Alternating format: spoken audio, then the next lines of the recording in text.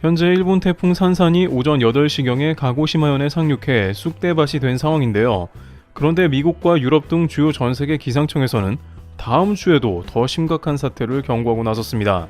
전문가들은 이번 주에 이어서 다음 주 태풍이 일본에 똑같이 온다면 엄청난 피해가 예상된다고 하는데, 다음 주에 태풍의 경로가 심상치 않다는 것이며 한국 때문에 방향을 틀 수도 있다는 말도 나오는데요. 왜 전문가들은 다음 주에 태풍이 방향을 틀어 일본으로 갈 수 있고 더 큰 피해가 나온다고 하는지 궁금하며, 현재 일본에 무슨 날벼락 상황이 등장했는지 살펴보도록 하며 다음 주 대형 태풍도 예측해 보겠습니다. 우선 오늘 오전부터 일본 규슈 가고시마현에 상륙한 태풍 산사는 중심 풍속 초속 40m, 최대 70m, 중심기압 955헥토파스칼로 태풍 중심의 반경에 110km 이내엔 초속 25m 정도의 강풍이 불면서 일본을 타격했습니다. 그러나 진정한 문제는 강풍도 강풍이지만 강한 비구름대가 광범위한 지역에 발달한 것입니다. 일본에서는 약 1000mm 정도가 내릴 수 있다면서 이는 일본 태풍 사상 최대치 정도라고 언급했습니다. 결국 남부지방 가고시마현 일대의 주민 225만 명에게 긴급 대피 피난 지시가 내려지기도 했는데, 규슈에 상륙한 태풍 10호 산사는 일본 열도를 종단해 동북향으로 일본을 관통하듯 진행될 것으로 보입니다. 그러나 이번 태풍의 속도가 시속 10에서 20km에 불과해서 매우 큰 피해를 오랜 기간 주면서 갈 것으로 보입니다. 일각에서는 태풍 산산이 상륙하면서 위력이 약해져 규슈를 지나면 소멸하는 게 아닌가라는 말이 나오는데요.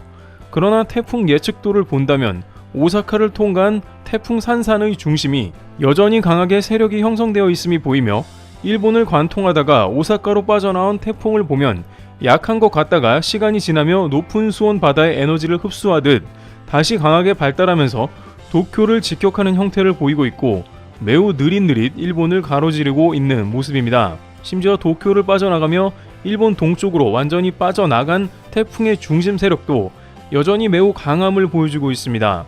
처음 규슈를 상륙했을 때와 비슷하게 초속 40m가량을 유지하는 위력적인 태풍이 될 것으로 판단되고 있습니다. 한마디로 이번 태풍은 일본을 관통하는 내내 매우 강력한 바람과 비를 내릴 것으로 예측되고 있는 것이죠. 전문가들은 기후변화로 인해서 이런 일이 생긴 것 같다며 높은 수온으로 끊임없이 에너지가 공급되고 있으며, 이러한 기상이변은 태풍이 느리고 발달하기 좋은 최상의 조건인데 일본 관통이 되는 형국이라 전합니다.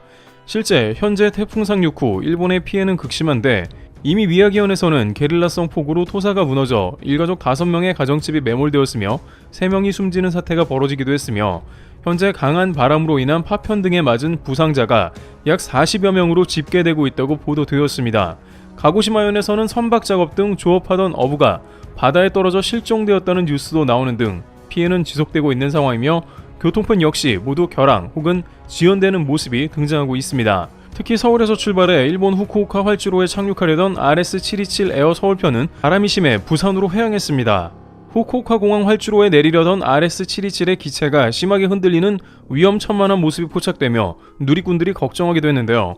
현재 일본에 체류 중인 항공 관광객들은 자신의 여행 스케줄과 태풍과 비교하면서 움직여야 할 듯 판단합니다. 안 그래도 일본은 지진도 지진이거니와 태풍 때문에 공항 인프라가 붕괴된 적이 잦은 상황인데요.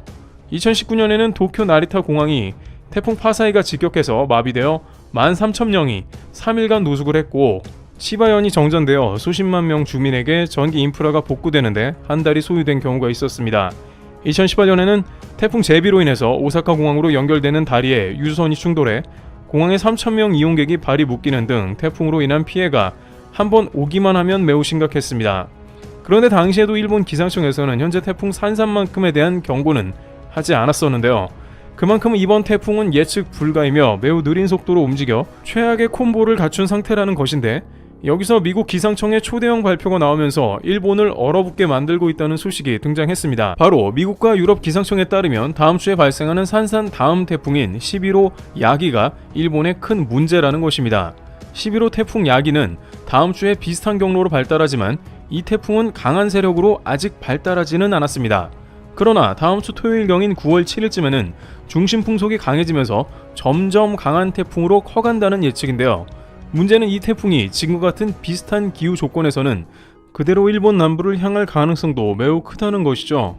하지만 이 태풍이 유독 일본에 치명적인 것은 연달아 초대형 태풍 2개가 올 수 있다는 점입니다. 11호 태풍 야기가 산삼보다 강도가 다소 약하더라도 산산이 쑥대밭을 만들어 놓은 다음이라면 얘기가 다릅니다. 보통 태풍이 훑고 지나가서 인프라를 파괴한 다음에는 복구하는데 최소한 3개월에서 6개월 이상이 소요됩니다. 그런데 그 복구 기간은 그 사이에 다른 태풍이 오거나 하는 자연재해가 발생하면 안 된다는 조건이 붙습니다. 지진이 무서운 것은 본 지진이 온 다음에 다소 파워가 약한 여진이 오더라도 파괴가 가중되니 그게 두려운 것이죠. 따라서 일본에서는 10호 산산 태풍이 쑥대밭을 만든 다음엔 11호 야기는 절대 와서는 안 된다는 의견을 내고 있습니다. 심지어 위력이 작은 태풍이라도 일본 남부 등을 스치기만 해도 초대형 인명사태가 날 수 있다는 뜻이기도 합니다. 여기에 10호, 11호 태풍 모두 과학적으로 느리면서도 강한 태풍이 될 가능성에 대한 의견이 등장하고 있는데요. 이 상황에 11호 태풍까지 일본을 덮친다면 그야말로 올해는 최악의 더블 태풍을 맞게 되는 셈이기에 일본에서는 긴장의 끈을 늦추지 않고 있는 상황이라며 11호만큼은 피해가기를 바라고 있는 모습입니다. 이러다 보니 일본에 머무르고 있는 관광객에게 긴급 대피하라는 의견도 나오고 있는데요. 일본 남부지방에서 태풍으로 인해서 공항 인프라가 파괴되면 일본에서 벗어나기 어렵기 때문입니다. 안 그래도 지난 난카이 대지진 경고로 인해서 일본을 벗어나는 항공권 가격이 치솟기도 했는데 이번 태풍으로 인해서 큐슈와 간사이 지방까지 피해가 발생한다면 교통이 마비될 것이 분명하죠. 실제 현재 태풍이 다가오면서 교통편을 대거 중지하거나 지연하는 모습이 나왔는데요.